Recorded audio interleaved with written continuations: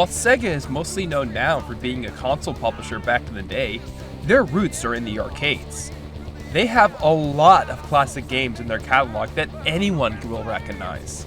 Outrun, Crazy Taxi, Daytona, House of the Dead, and so on. But that is just scratching the surface of what they've done. They have an extensive library of arcade games, and the list only keeps growing to this day. So it was a surprise to me when I walked into Free Play Arcade in Fort Worth, Texas that I saw it.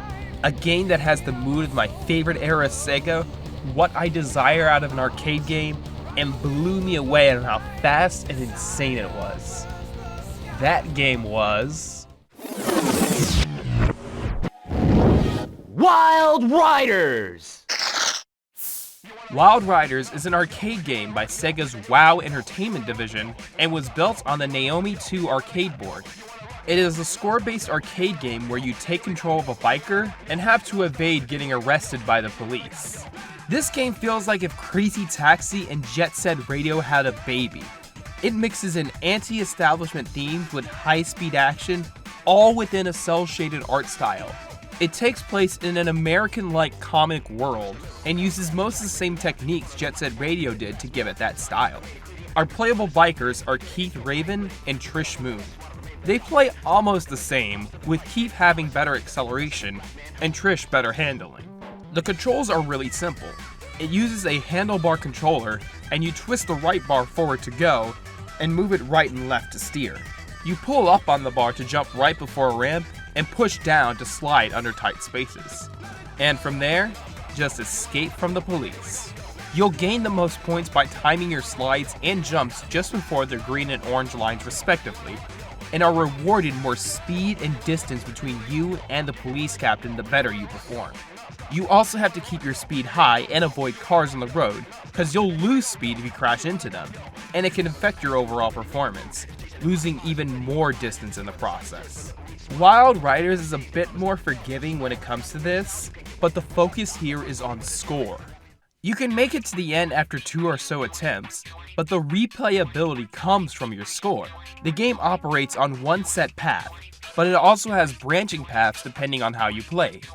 The high routes are more riskier and take more skill to maintain, while the low routes are easier, but they're usually used as punishments for failing to reach the high routes, and barely have opportunities to increase score or distance. In all honesty, this is why the game is so addicting. So much so that while the game is only 6 minutes long, I have hours of footage because, in a nutshell, it's just a simple and fun game. It's the right amount of arcade fun that all you need is just to play it once that it'll stick in your head. It's considerably shorter than a lot of Sega's own arcade games, but it oozes style and flair. And it gets that style because of how the game looks. The comic motif is used within gameplay.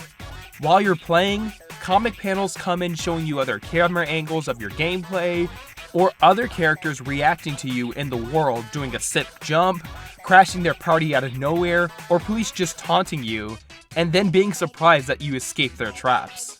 They are all put in the right places on the screen so that they don't distract the player, but still adds to the overall presentation of the game. It's loud, in your face, cheesy, crazy, and of course, addicting as hell. I'm surprised that it doesn't have a bigger cult following. I mean, I know Jet Set Radio fans would eat something like this up. So why am I, and you, dear viewer, just hearing about this now? And I'm talking to a general audience, not the 20 or so people who saw this at a Chuck E. Cheese 20 years ago. Well, simply put, poor timing and release. Wild Riders came out in the arcades in 2001, and that was one of the worst times to release a Sega game. That was the beginning of the 6th generation of consoles. It was the beginning of a new era for video games, and the Sega Dreamcast, let's just say, wasn't doing very well. Interest in arcades were also dying out, which led Sega transitioning into becoming a third-party company. It wasn't possible to do a Dreamcast port of Wild Riders because the game was built on Sega's Naomi 2 board, which is based on the Dreamcast. However, the Naomi 2 is around 4 times as more powerful than the Dreamcast itself, making it more troublesome to port. Not to mention, the Naomi 2 was the last Sega-based arcade board made, and subsequent boards were based on Xbox or PC hardware.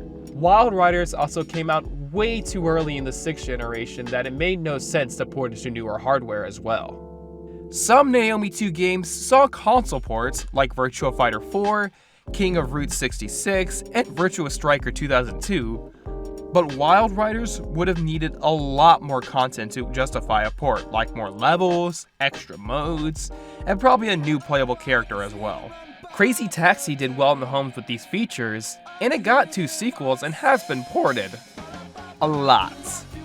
It's getting especially harder for people to find and play older arcade games because as time passes, hardware starts to rot and die out. I mean, when I played this at the arcade, I couldn't get past the pool area because the handlebar barely worked.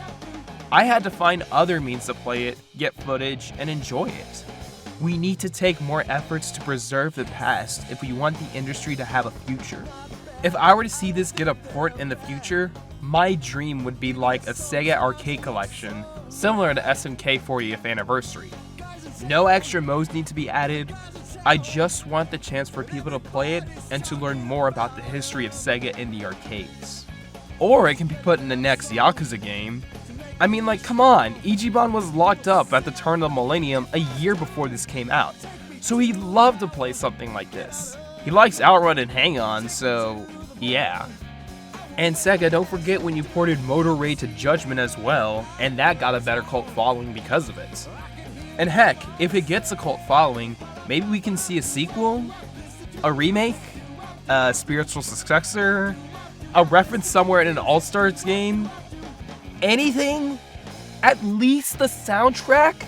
I mean, come on, Sega, please tell me you have the soundtrack. Ollie King got its soundtracks released. Why can't Wild Riders get the same treatment?